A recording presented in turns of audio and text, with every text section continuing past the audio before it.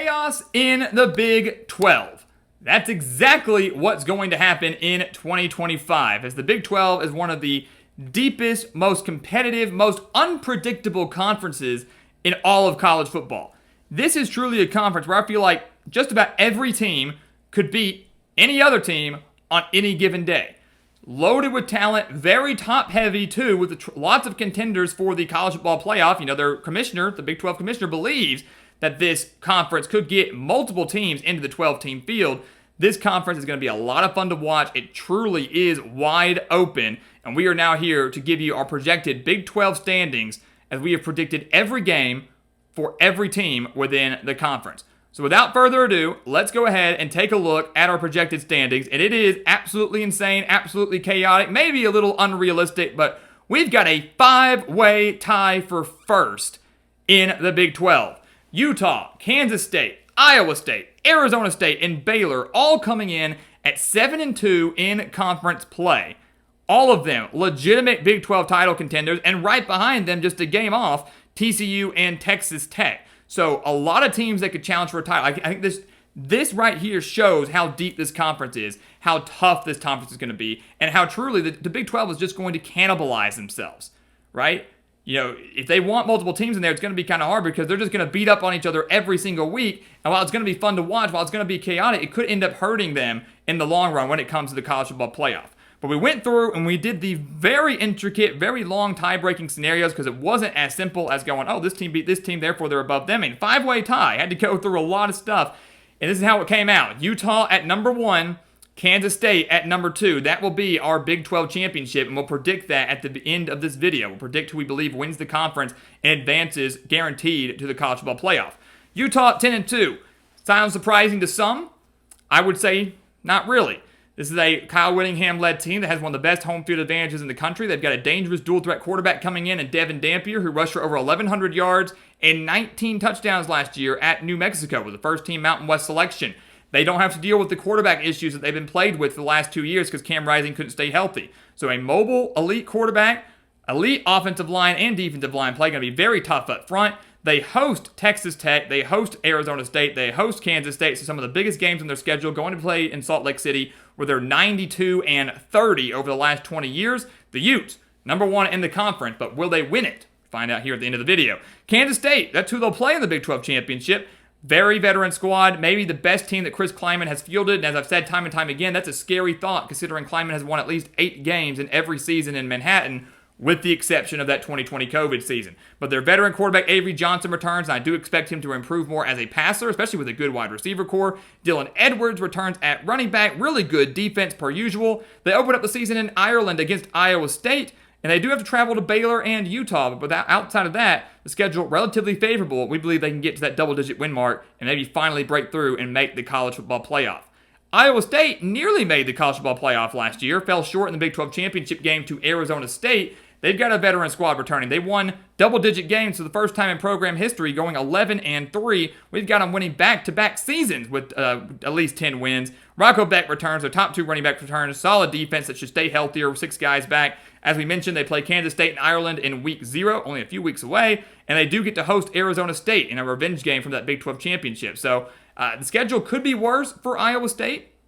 It is manageable, but ultimately falling just short because, as you can figure out, we do predict Kansas State to win the game in Ireland. So literally, that week 0 game between Kansas State and Iowa State could literally determine who goes to the Big 12 championship, even though it's being played in week 0. That's how big of the stakes are in that game in week 0. So you need to be watching that.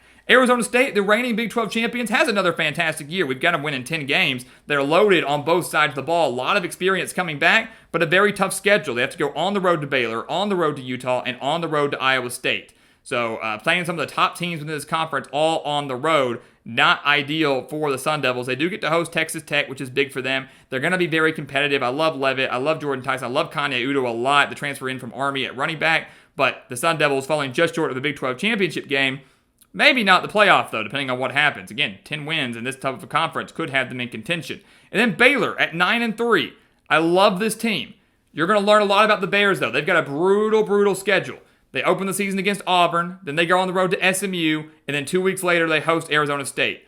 So in the first 4 weeks of the season, they play a good SEC team and 2 teams that made the college football playoff. That's going to tell you everything you need to know about Dave Aranda's squad. But I do believe they're the real deal. 10 starters back on offense, led by Sawyer Robertson, his top 2 pass catchers, his top 2 rushers, 8 starters back on defense. Baylor is legit. And they're one more win away in conference play, or maybe one loss away from the 4 teams ahead of them to maybe finding themselves in the Big 12 championship and a shot at the college football playoff. 9-3, maybe unfortunate for some, disappointing for some after going 8-4 in the regular season last year, 8-5. But regardless, this Baylor team is the real deal. Right behind them, TCU and Texas Tech. Both teams I'm very high on this year. Maybe higher on TCU than I should be, but I'm really high on Josh Hoover, who I think will have a really good year. Almost threw for 4,000 yards last year. I think he gets to 4,000 yards this year. Eric McAllister going to help him do that. 8 starters back on defense for a TCU secondary that was really, really good. They've got a tough schedule, sure. They got to go to Arizona State. They got to go to Kansas State. They've got to go to BYU. But they do host Baylor and they do host Iowa State. TCU is really one upset win away in conference play from being up in that top 5 and maybe flirting with a Big 12 title appearance. Don't sleep on the Horned Frogs. Texas Tech is a team that we've all been talking about, namely because of what they did in the offseason, that transfer portal class, first in the nation, doled out a lot of money to try to build up a contender on the gridiron in 2025. I think they've got it. I think they've got the talent. I think if Aaron Morton can stay healthy, he's one of the best quarterbacks in this conference. He's got a really good core of wide receivers. Joey McGuire's got his team in a position to make a run to the playoff, make a run to the Big 12 championship. But I have them falling short. Here's why. I got to see them win on the road. They're 6-10 on the road under Joey McGuire, and they've got a brutal road slate this year. The Red Raiders have to go to Utah, to Arizona State, and to Kansas State. 3 of the best teams in this conference, the Red Raiders have to play on the road. If they can win just one of those, they find themselves at 7-2 in conference play, flirting with a Big 12 title berth, maybe a playoff berth. They've got to show they can win on the road. They're going to defend their home field very well. Not really a tough home slate, and the toughest games they do have at home, I think they'll take care of business with. Can they win on the road? That's going to be the storyline to watch. But again, a loaded team, if they can stay healthy, a lot of excitement. Still a great year for the Red Raiders, who have struggled a little bit. Had a great year last year, 8 wins, 9-win regular season, shot at 10 wins, but not making the playoff, not making the Big 12 championship. After that, you see a bit of a drop-off. But here's the weird thing about that. A drop-off, sure, in terms of teams that can compete for a Big 12 title, but not a drop-off in terms of teams that can beat the teams ahead of them, right?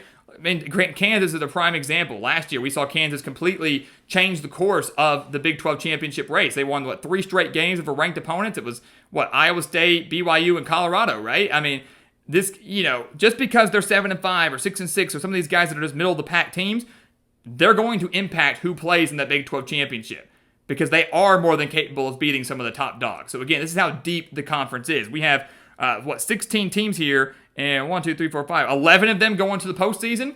Colorado just missing out by 1 game. This is a really good conference. But you look at BYU, 7-5. I'm not as high on them as some would think I should be or some believe I should be. BYU was good last year, there's no denying that, but only 4 of their 11 wins came against teams that finished with a winning record. They had a very favorable schedule last year, and they really should have lost to Oklahoma State. They should have lost to Utah. So an 11-win season easily could have been a 9-win season. I'm not completely sold on the Cougars, especially with the loss of Jake Retzlaff. They've got a tougher schedule this year than they had last year. A 5-game stretch to the end of the year that includes games against Utah, Iowa State, Texas Tech, TCU, and Cincinnati. Again, a winning season, 7-5, not bad in year 10 under Kalani Sitake, especially considering the circumstances, but not the year that Cougar fans are hoping for or maybe expect. Kansas, Houston, Cincinnati, all at 4-5, all going bowling though. Kansas bounces back. They went 5-7 last year, just barely missed out. They had a lot of one-possession losses. Lost by 1 possession to Illinois, lost by 1 possession to UNLV, lost by 1 possession to West Virginia. I mean, it could have been a much different year for Kansas. They just got off to a horrible start, and the rally was just a little too late. But this year, a veteran quarterback returns in Jalen Daniels. I like Daniel Highshaw a lot at running back. They've got to figure out their wide receivers and their secondary. Those are the 2 areas of concern if I'm Kansas, but they do have enough. They've got a brand new stadium. They've got a great coach in Lance Leipold. They will find a way to get to the postseason at 6-6. Houston gets to the postseason at 6-6. They went 4-8 last year. They were better than that record showed, right? They didn't have many close losses by any means, but they were at a really, really good defense. And if Houston had just a sliver of an offense, they would have been a bowl team. This year, they do have an offense. Connor Wigman transfers in from Texas A&M. A lot of returning talent on the offensive side of the ball. A lot of returning talent on the defensive side of the ball from one of the best in the country. 12th ranked defense in the nation last year. Houston does find a way to get to the postseason in year 2 under Willie Fritz. And the same can be said for Cincinnati and Scott Satterfield. They were a much better team than their record showed last year. They had a blown lead to Pittsburgh, allowed 2 defensive touchdowns to West Virginia. I mean, Cincinnati goes 5-7 last year. Probably could have been a 7 or 8 win team, and they had better game management and better decision making. I think they do that this year. Brendan Sorsby's a veteran quarterback. Scott Satterfield knows he's got to get the Bearcats to a bowl game.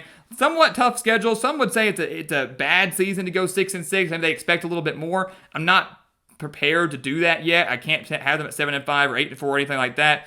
But they do manage to get there. Tough schedule against Nebraska, Iowa State, Baylor, TCU. Some questions at wide receiver. But regardless, the Bearcats get there and Scott Satterfield saves his job. Because if he fails to get to a bowl game this year, he's gone.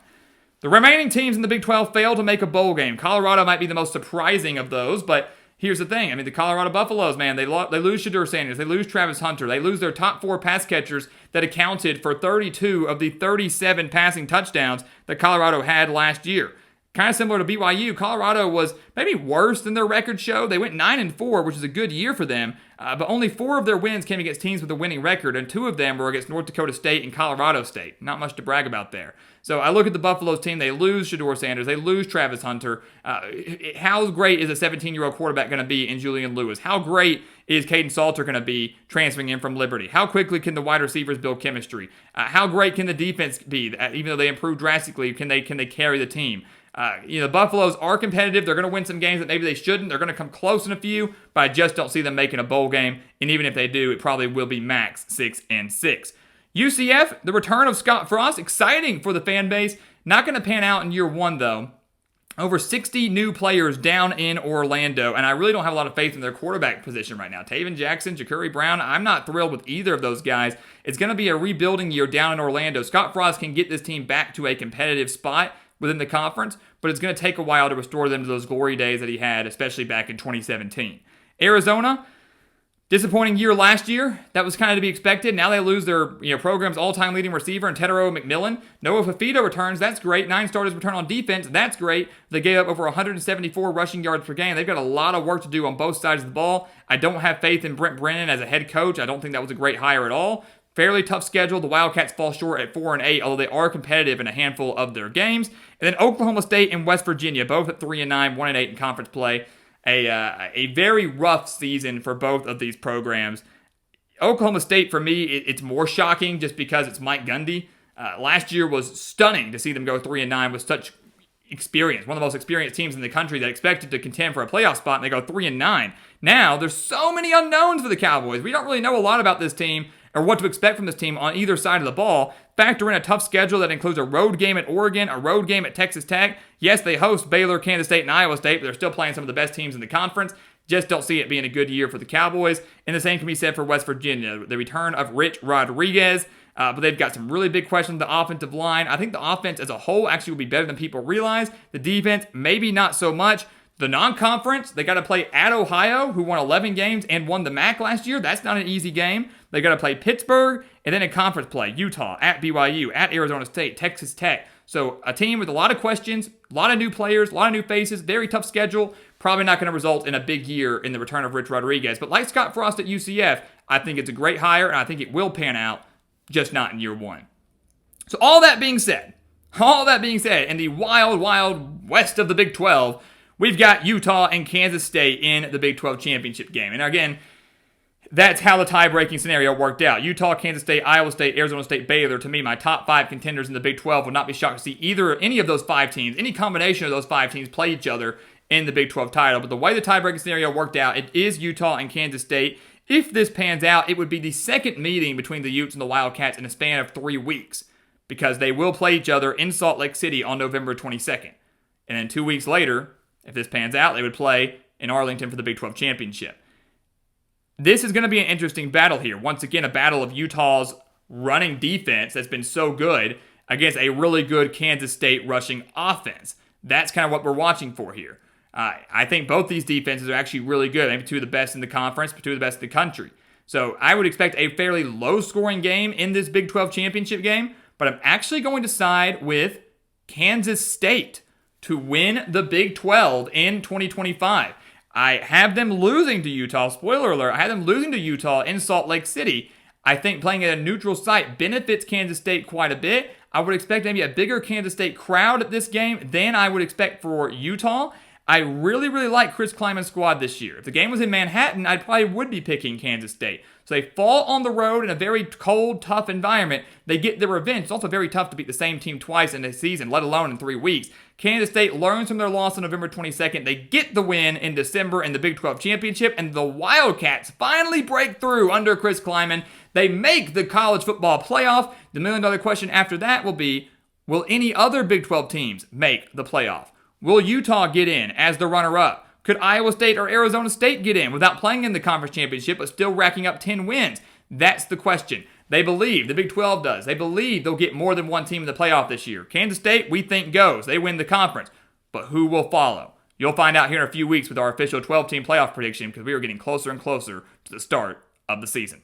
So guys, as always, thank you so much for watching us here at the Gridiron Expert on YouTube. Wrapping up our Power 4 conference predictions. We've still got a handful of videos coming your way, though. A handful of prediction videos coming your way. You do not want to miss out on those.